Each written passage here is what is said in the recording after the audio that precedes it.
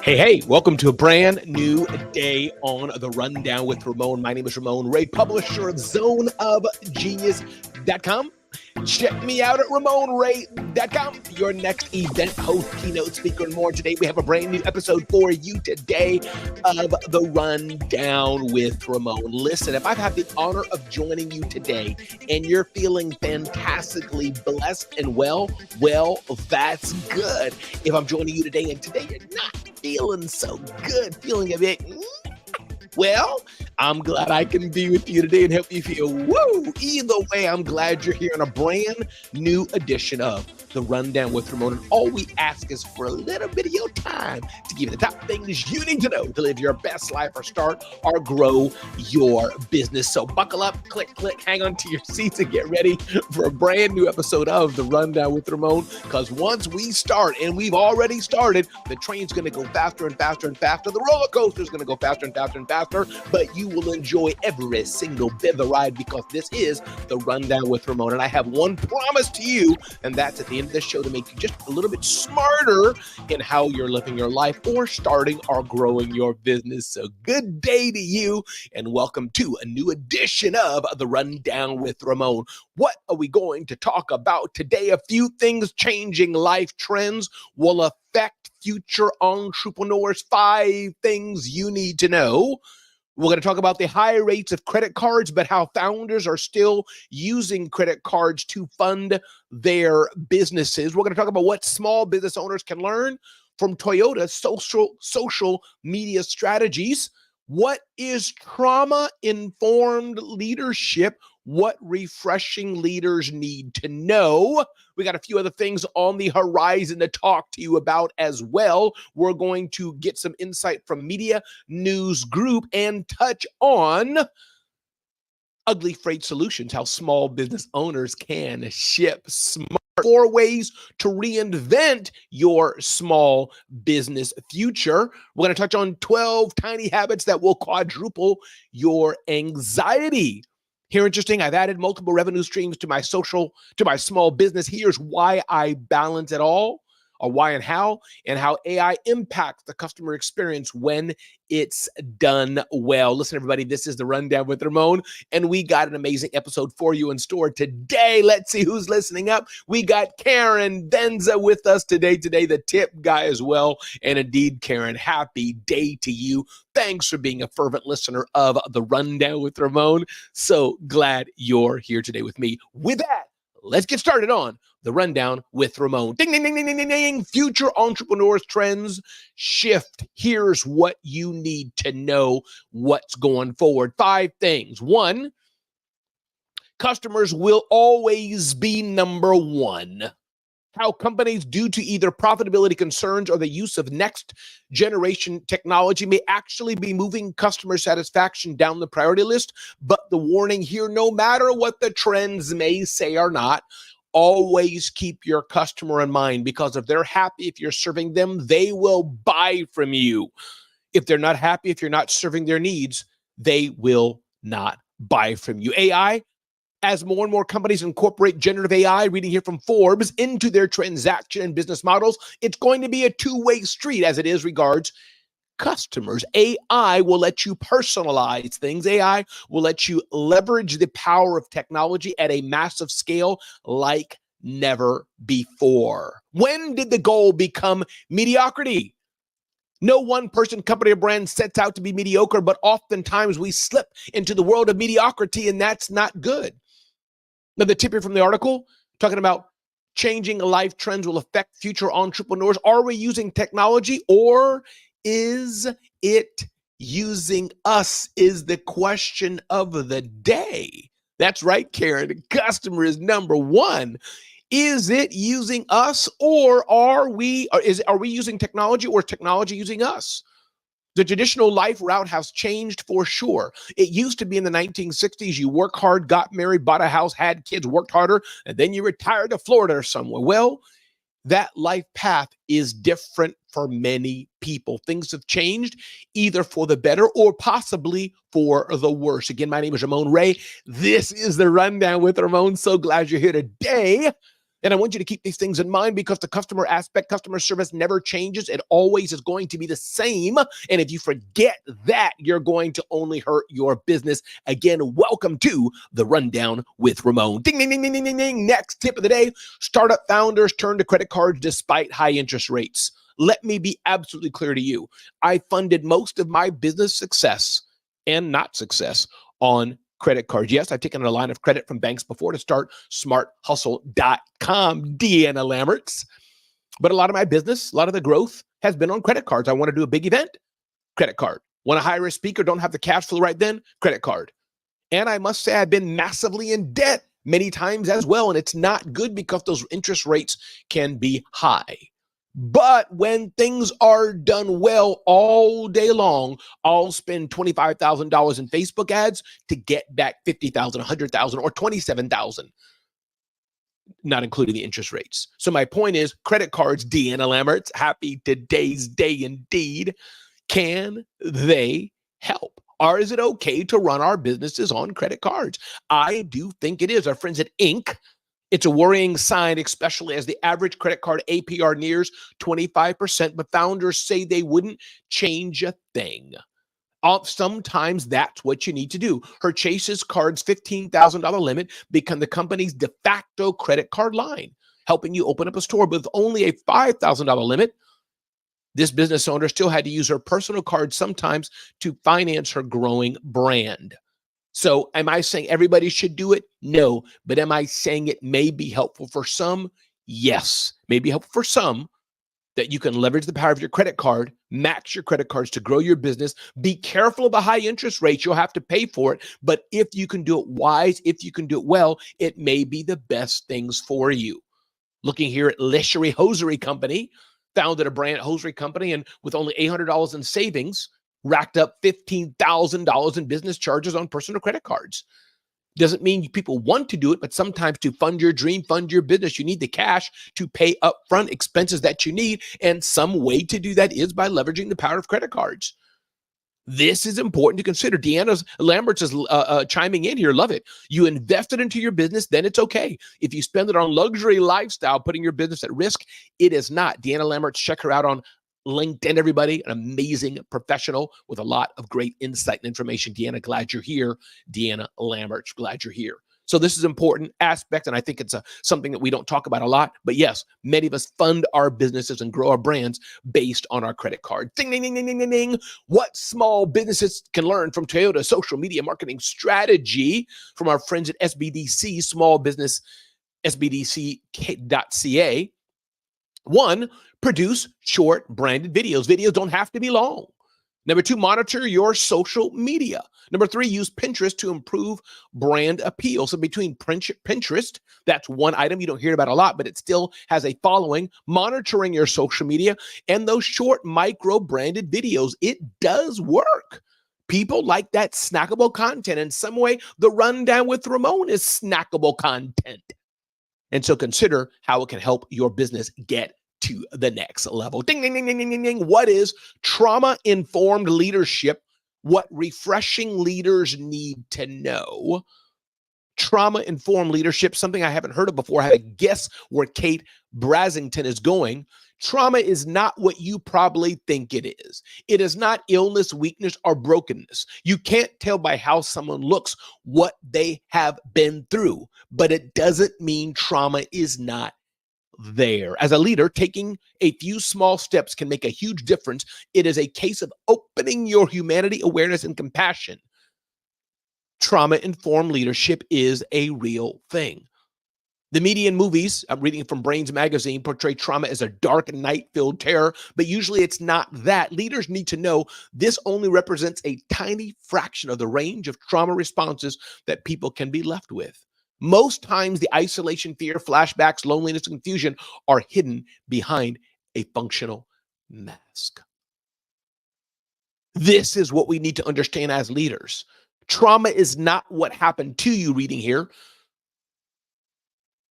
but we can overcome it. This leads us to focus on the event. This works especially if you need to know for insurance reasons that your broken leg is because you fell down the stairs. It works less for matters of the mind. Trauma is not what happens to you, it's what happens inside of you as a result. Continuing on, trauma responses are not illnesses or brokenness. That's not what that is per se. To me, this study was a radical wake-up call that we have to heal the people within, not just what happened to us. Boo, you got scared, but how we're dealing with it on the inside is what I'm understanding it. Being a trauma-informed leader is easier than you think, continues the article.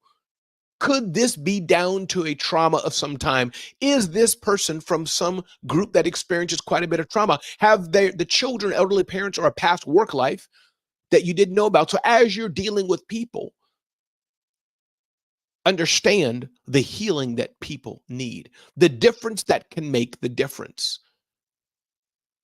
This is interesting that we need to understand. Trauma impacts us all, and we have a choice to understand how we deal with it. It's not what happened to us per se, but how we deal with it.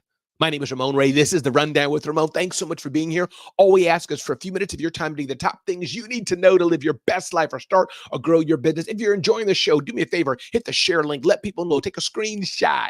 Let people know you're listening to the Rundown with Ramon. Spread the word and let them know what's going on here on the Rundown with Ramon. Ding, ding, ding, ding, ding, ding, ding. Next up, Knowledge Center, 4 ways to reinvest in your small business future. From the reporter, there are things we can do and things we can't do, which can be of huge benefit as we're considering how we can grow our businesses, how we can invest in our future business so it can be the best version that we want.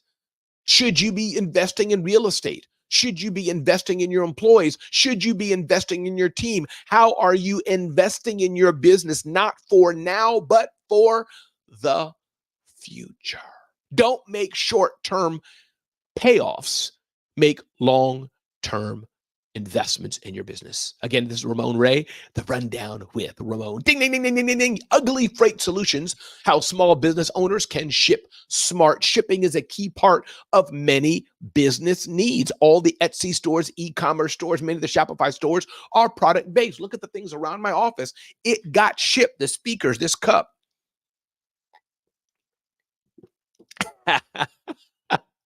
The books around me, the headsets, the microphone, all this is shipping. There's billions of dollars of shipping solutions around us. It's a ugly word. It's not the sexy part of industry, but shipping is so important. The importance of proactive communication and carrier vetting. Who are the people, the carriers who are shipping your items? Are they good or not good? What's the future of big and bulky logistics? My friend Reva Lasansky writes that on allbusiness.com. It's important to keep that in mind. As we're shipping, as we're in logistics, you can do it right or you can do it wrong. And your business brand is directly tied to the carrier that's shipping your things. Keep that in mind. Ding, ding, ding, ding, ding, ding, ding. 12 tiny habits that will quadruple your anxiety. If you want to be anxiety riddled, then this is the episode for you. 1, making anxiety your identity. Number 2, taking every single one of your thoughts seriously. You don't have to take every thought seriously. 3, quick, jumpy physical movement, holding your breath, self-obsessing, avoiding mistakes, attempting to argue with people who write medium list about anxiety, watching the news, believing anxiety is externally driven, tightening your belly, drinking caffeine, needing certainty.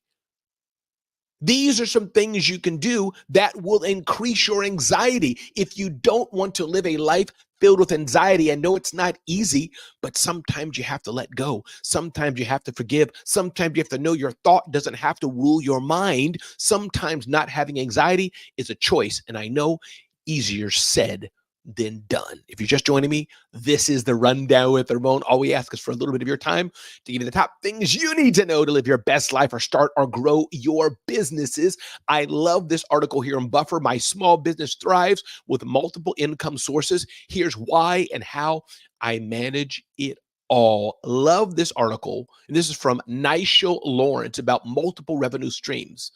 I wish I could tell you that passion always leads to a profitable business. It doesn't. Instead of giving up on my dream, I decided to build out multiple revenue streams. In addition to selling books, I started selling gifts and custom merchandise. Now, before I go on, I do caution you, be careful with having too many revenue streams that are too divergent, because you can have 10 revenue streams all paying you $10 a year and be very poor, and you should be focusing on one revenue stream. However, the article says, I now have confidence I'll always at least be able to pay rent thanks to these backup resources. I consider where my resources meet my customers' needs. And that's the thing. The side hustles you're doing, do your customers need what you have? And do you have to make a little extra income to make ends meet? And she says here, I focus my marketing on the core business. That's important. The core business of what you're doing. I'm mindful of not burning myself out. I love this. Even if the additional money would be nice, saying no in those moments means I can give 100% to the projects I take on. So yes, side hustles are good, but make sure side hustle does not sink the current business that you're in. Ding, ding, ding, ding, ding, ding, ding. Moving forward here, how AI impacts the customer experience when it's done well. Simple message here. AI is important. And there's a video here from our friends at martech.org. Leveraging the power of AI to enhance the customer experience is essential. What can you do to leverage technology to make a frictionless experience for each and every one of your customers? This is where it's at. How can we take things to the next level with each and every one of our customers? And I encourage us to consider that.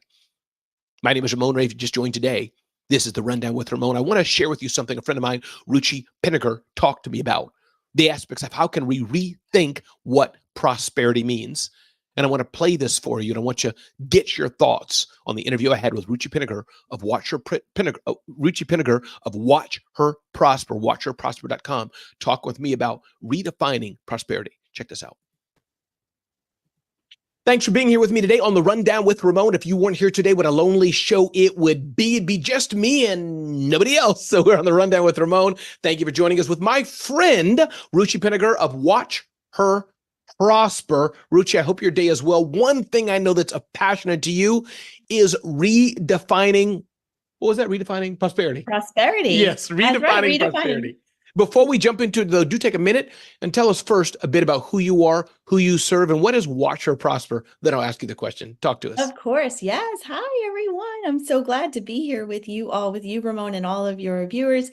So redefining prosperity, we're going to talk about. I'm Ruchi Pinniger, as you said, founder, CEO of Watch Her Prosper. So from money mindset to financial guidance to bookkeeping, all of that fun number stuff, Watch Her Prosper helps our clients to see prosperity in a new way, to have a better handle on their money, and just to have a partner in their numbers. And I love how you said that, partner in their numbers, which is so important. And curious, before we get to the gem of the nugget of today, why did you say partner in their numbers? Why that? Well, so many of us feel alone in our business, right? So a lot of people start on their own and then just sort of go on that journey. And many people come from the corporate world, and it's so different when you have your own business. So we have found that many of our clients really appreciate and value having a person to run things by, to just go through things, to get what's in their head onto paper, even sometimes, just to see where, if they're tracking the right way. So bringing into their finances a really safe, beautiful, non-judgmental space is what we're all about, and taking a very holistic approach in the numbers, not just in their business numbers, but really looking at it as, how do your business goals align with your personal goals, and how can we help you make that happen? I love that. Again, we're talking to Ruchi Pinniger of Watch Her Prosper. Check her out at Watch Her Prosper. Let's get with it right now, Ruchi. The new way of defining prosperity. This is your cup of tea, all you. Talk to us. The mic is all yours. Talk to the people. Oh, absolutely. So, when we think about prosperity, generally we think about money, financial success, but through this work that I've been doing for all of these many years, almost 10 years, what I'm seeing is there is a new way to think about prosperity. It's not just about money. It's not just about the green stuff. So I have these 3 pillars that I love to talk about. The first is well-being. The second is spirituality. And the third is relationships with both people and money. So just digging deeper into the well-being, right? Just thinking about when we take care of ourselves, we're showing up differently. So well-being is, what are the things that you love to do? It's not just the sort of eating well, exercising, sleeping well, those are all, of course, really important. But what brings you joy? What makes you feel prosperous? And so thinking about that. So for me, I sort of say, I love just having a pajama day in bed, binge watching my shows. I love taking my birthday off and like going to the spa and treating myself. I love upgrading. Question for you, Ruchi. Sorry. When you celebrate your birthday, is Yeah. that once a month you celebrate your birthday 12 times a year or once a year? I'm just curious. How do you define Oh, I celebrating? love that. Well, for me, once a year, but I take Go ahead. lots of time off. I take lots of time off. And that's another thing I love, taking time off with my family. That's one of the things, when you have a business, especially, you have that flexibility. So think about what are the things that really, truly bring you joy and do them. And Okay. just sort of like, I like people to look back and reflect on what are the areas in their life that they think that there's something missing, and what are the actions that you can take in those areas. So for well-being, it could just be as simple as getting grounded. And there's so many ways to get grounded. Some of us have nature right outside. So, I live in New York City most of the time. So Central Park is my backyard, and I love just going for beautiful long walks in Central Park. Even if you don't have nature, there's breathing, right? Just taking some deep breaths. We forget to breathe all day. We go, go, go, because we're in that type of society. Take a deep breath and just step back. So really just take care of yourself. Okay. So that's the well-being. Okay. And when we are grounded and are taking care of ourselves, we're really much more open up to spirituality. So, and I like to think about spirituality in a way that's just very simple. Spirituality to me is just simply the recognition that there is something bigger than us out there, that we are not alone. So whether that's for you, God or universe, or just your higher self, I believe in all, right? So whatever feels right to you, just knowing that is something that's so powerful, knowing that you're not alone, knowing that, you've got this and you're supported. And when you're clear on what you want, the universe or whatever you believe in is there with you. So Love it. I love to, Ramon, we walk around with all the chatter in our minds, right? I got a lot of chatter. It's like You always got a like, lot of chatter. What's the chatter you've got? What are some of the things throughout your day? yeah, well, when I'm on stage, I'll go there, but throughout the day is for sure is that just so much to do, so much to do. Will the business grow? But when I'm on stage, it's that you're not connecting, which, as you know, Ruchi, is a lie. You've seen me speak a number of times, but people don't realize that. But that's in my head. I'm sitting there, the client's smiling, everything's great, but it's still yapping like a little poodle or whatever That's pet you right. want. That's right. And I love that you said that. The time thing is a big one, right? Just there's so much going on. Many of us are managing businesses, work, family, children, life, friends, homes, whatever it is. And so, I love to just step back. So I created this method, the RIR method is what I call it. Recognize, interrupt, reframe. Before we get back into the full message of what Ruchi shares, and I may share this on additional episodes of the Rundown with Ramon, I wanted to highlight what Ruchi Pinniger said of Watch Her Prosper, the aspect of redefining how we look at prosperity. Yes, there's an element to prosperity that is about money, but I wanted to pull this gem and nugget out that the aspect of redefining prosperity is really our spiritual side is so important. Our health is so important, and not just our health, physical things, but doing what we love, knowing why we're building that prosperity. And third, as she says, our relationship with money and relationship with people. Listen, everybody, my name is Ramon Ray. This is the Rundown with Ramon. This was an episode I hope you always keep in mind. Ruchi Pinniger, Watch Her Prosper, redefining prosperity. Redefining how we think about money and the success we have or the success we don't have. Go forth today. Be blessed. Make a difference in the world. My name is Ramon Ray, and I'm so glad you're here today on the Rundown with Ramon. Don't forget to check me out at RamonRay.com, zoneofgenius.com. Go make a difference in the world and tell somebody that they matter and that you care for them, because I'm glad you're here today. Be blessed. Be well. This is the Rundown with Ramon.